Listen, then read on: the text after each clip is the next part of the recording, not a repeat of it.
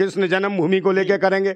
अबे भूतनी वालो, जब कृष्ण तीनों लोगों के स्वामी राम तीनों, तो उन्हें नहीं पता है? उन्हें निकलना होगा जहाँ दुबके हैं, किसके नीचे दुबके निकल आएंगे।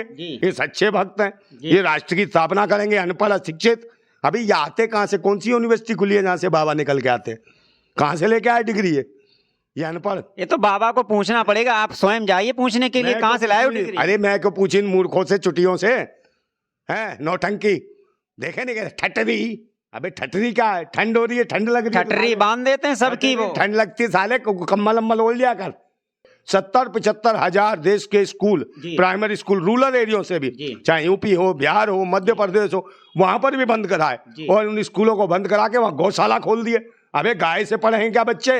या गाय का मूत पी के पढ़ेंगे, या गोबर खा के जिएंगे? ये भूतनी वाले ये हैं पाखंडी ढोंगी, जो बच्चों को शिक्षा, ज्ञान और विज्ञान से अलग ढकेलना चाहते हैं। इन्हें पाखंडी और ढोंगी बनाना चाहते हैं। कहते हैं अपने बच्चों को लाओ, जब चलने लगे बच्चा, उसके हाथ में कमंडल थमाओ, लंगोट बांधो, भगवाधारी करके घर से बाहर निकाल दो, और कुछ दिनों बाद जब जवान हो जाएगा तो एमएलए बन जाएगा, एमपी बन जाएगा, मिनिस्टर बनेगा। ऐसी मानसिकता के लोग हैं, ये कहाँ देश बढ़ेगा?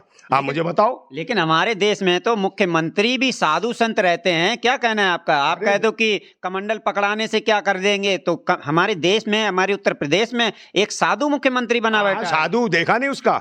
अभी फिल्म आई थी वो तेजस जी, तो पता क्या कह रहा उसको देखो, कंगना रावत क्या अदा कर रहा है। अरे ये साधु का काम होता है दीन दुनिया से मोह त्याग देता है, वो अपने कहीं बैठता गुफाओं में, मगर ये तो अदाकारा देखता है, हीरोइन की अदाएं देखता है। कहाँ से आते हैं ये?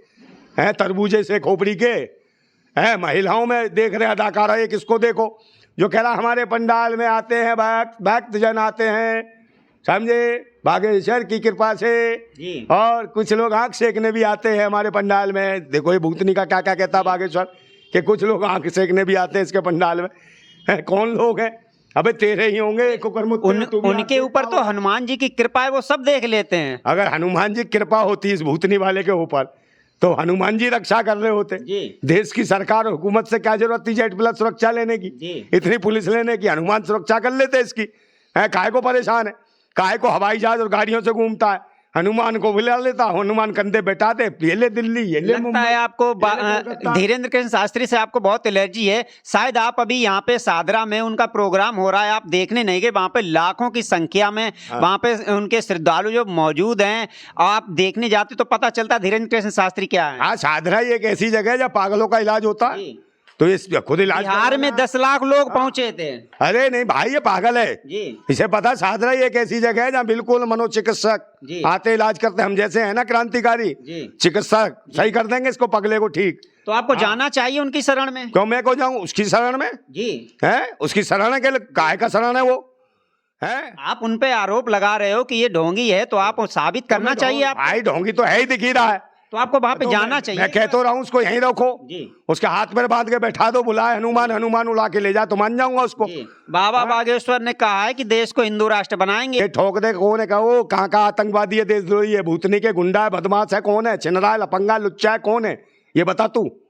खटमल साले, तुम जैसे खटमलों चिल्लरों देश का खून चूस रखा है। इसमें खून चूसने वाली क्या बात है? वो अपने देश को हिंदू राष्ट्र बनाने की मांग करते हैं, अपने गलत क्या है? हिंदू राष्ट्र, मैं कह रहा हूँ देश को लंडू राष्ट्र बनाऊंगा मैं, फिर क्या करेगा तू? नहीं, जब शोएब जमई भारत को इस्लाम राष्ट्र बनाने की घोषणा कर सकता है, तो बाबा बागेश्वर हिंदू राष्ट्र की घोषणा क्यों नहीं? उन्हें क्या कहा जिसने कहा खालिस्तान राष्ट्र की बात करी, इस्लाम की करी, तो उन्हें क्या कहा? आतंकवादी, देशद्रोही। तो क्या ये बाबा राष्ट्रद्रोही नहीं है, देशद्रोही नहीं है?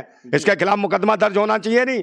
इसे जेल के अंदर ले जाओ और जेल में डाल दो इसे। अगर हनुमान निकाल ले तो मान जाऊंगा मैं। सवाल एक ये है कि जब भारत में पूरे विश्व में ईसाई कंट्रीज हैं, मुस्लिम कंट्रीज है, बौद्ध कंट्रीज बनती चली जा रही हैं, तो देश पूरे विश्व में एक हिंदू कंट्री क्यों नहीं होनी चाहिए? हिंदू राष्ट्र क्यों नहीं होना चाहिए? भाई उन कंट्रियों में ये भी बहुत सारी चीजें हैं कि उन कंट्रियों में बहुत बड़ी बड़ी कंट्री है, ईसाइयों की फलान, वहाँ शिक्षा, स्वास्थ्य, रोजगार, सुरक्षा है, और तुम्हारे महंगाई पे कंट्रोल होता है। मगर यहाँ कहाँ है? इस पे बात करो भूतनी के हो। जब आते हो कि मंदिर आंदोलन, राम मंदिर, राम जन्मभूमि, अब कृष्ण जन्मभूमि आ गई, बंसुरी बजेगी। राम मंदिर का 22 जनवरी को उद्घाटन है। अरे उद्घाटन तो भाई तू मत चला जियो हैं, बहुत सारे कार सेवकों को उड़वा दिया था गुजरात में। सुप्रीम कोर्ट ने अब तो केशव देव को भी याचिका के लिए सर्वेक्षण के लिए कर दिया है ईसाई ईदगाह। ये भाई चुनाव के दौरान ही तो ये करते हैं। चुनाव है। हाँ, चुनाव के दौरान 2024 का चुनाव कृष्ण जन्मभूमि को लेके करेंगे। अबे भूतनी भालो, जब कृष्ण तीनों लोगों के स्वामी राम तीनों, तो उन्हें नहीं पता है, उन्हें निकलना होगा जहाँ दुबके हैं, किसके नीचे दुबके निकल आएंगे। तुम तो मजाक उड़ा रहे हो उनका धर्म का भी। अबे तुम कौन हो हैं जो भगवान पे भी सवाल उठाते हैं लोग। भूतनी के सिर्फ यही चूती हैं जो नहीं गाली देता है कृष्ण गए मैं बांसुरीधारी यहाँ दुबका हूँ, यहाँ से निकाल लो मुझे। अरे वो तो त्रिलोकी है, जब मर्जी कहाँ मर्जी निकल आएगा। कोई ईश्वर तो कण कण में बसा है, तो उसका ईश्वर का भी मजाक बनाने में लगे। कभी ईश्वर को कुछ बता देंगे, कभी किसी जात से जोड़ दें, किसी पात से। अरे ईश्वर की कोई जात पात होती है क्या? भूतनी की हो है, बेशर्मो, नालायक हो, निकम्मो, नकारा हो, हराम की खाने वाले हो, गाल बजाने वाले हो। है एक दिन फावड़ा चलवाओ उस भूतनी वाले से, समझे। एक दिन खेत में लगा दो, हल जुतवा के, मुंह बाहर आ जाएगा, जीभ भी निकल आएगी तेरी बाहर। ना हनुमान आएगा ना कोई ना आएगा, सिर्फ सीधा शमशान में जाएगा भूतनी के तू, बागेश्वर की औलाद। आ गया बागेश्वर। ये नकारा और निकम्मे लोग हैं, सारे के सारे पाखंडी हैं। अच्छा हुआ कि आप सादरा में नहीं गए, नहीं मुझे ऐसा लग रहा है आपको भागना पड़ता है वहां से पूछ दबा। क्या जरूरत है भागना? वहां लूट। एक बात बताओ, सरकार है, पुलिस है, सब कुछ है, सब पाखंडी और ढोंगियों की सरकार चल रही है। वो तो चाहती है कि जो राष्ट्रवाद की बात करेगा वो आतंकवादी है, देशद्रोही है। जो राष्ट्र हित में बात करेगा, संविधान की बात करेगा, विज्ञान की बात करेगा, शिक्षा की बात करेगा, रोजगार की बात करेगा, बहन बेटियों के इज्जत सम्मान की बात करेगा, उसको कह देंगे आतंकवादी, देशद्रोही है। और ये पाखंडी ढोंगी जो धर्म मजहब के नाम पे देश में आतंक बचाएंगे, है आतंकवाद करेंगे, ये देश के राष्ट्रभक्त बन जाएंगे। ये सच्चे भक्त हैं, ये राष्ट्र की स्थापना करेंगे, अनपढ़ अशिक्षित। अभी ये आते कहाँ से? कौन सी यूनिवर्सिटी खुली है जहाँ से बाबा निकल के आते? कहाँ से लेके आए डिग्री ये अनपढ़? ये तो बाबा को पूछना पड़ेगा, आप स्वयं जाइए पूछने के लिए, कहाँ से लाए हो डिग्री? अरे मैं क्यों पूछी इन मूर्खों से, चुटियों से? है नौटंकी देखे नहीं गए? ठटरी, अबे ठटरी क्या है? ठंड हो रही है, ठंड लग रही है, ठटरी बांध देते हैं सबकी, वो ठंड लगती है साले, कम्बल अम्बल ओढ़ लिया कर। है ठटरी, हम तेरी गठरी बांध के भेज देंगे तुझे जहां से भी आया। तू जानता नहीं अभी क्रांतिकारियों को, समझे नहीं? तेरे ऐसा पता। मैं कहता हूं फिर एक बात, ये जो धर्म मजहब के पाखंड का जो धुआं सा उठ रहा है, ये धर्म मजहब के पाखंड का जो धुआं सा उठ रहा है, कहीं मेरी भारत माता घुट तो न जाएगी, कहीं मेरी भारत माता घुट तो न जाएगी। और ये जो भगवा भगवासी लपटें उठ रही हैं, कहीं मेरी भारत माता जल तो न जाएगी, कहीं मेरी भारत माता जल तो न जाएगी। हम क्रांतिकारी हैं, हम क्रांतिकारी, दिल में आग और हाथ में क्रांति की मसाल लेके चलते हैं। वो भगवाधारी ततैयो, तुम क्या मेरी भारत माता को जलाओगे? अगर क्रांति की मसाल के आगे आगे ना जल के राख और खाक हो जाओगे, समझे। जिंदाबाद था भारत, जिंदाबाद है भारत, जिंदाबाद रहेगा, जिंदाबाद भारत।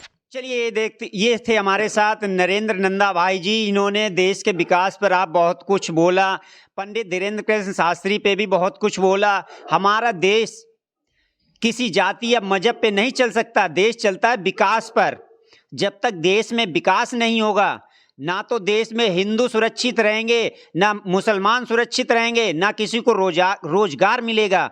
देश की यदि तरक्की हो सकती है तो वो देश के विकास के लिए। लेकिन हमने कहीं ना कहीं 3 दिनों के अपने गांव क्षेत्र के सर्वे में सिर्फ एक ही चीज को हमने देखा है कि वहां पर किसी भी प्रकार का कोई भी विकास नहीं है। तो भाजपा के 10 साल के कार्यकाल में क्या विकास हुआ? जब हमने एक गांव का सर्वे किया, हमें उसमें इतनी कमियां नजर आई, तो सोचो जब पूरे भारत का सर्वे किया जाएगा तो भारत का विकास की स्थिति क्या होगी।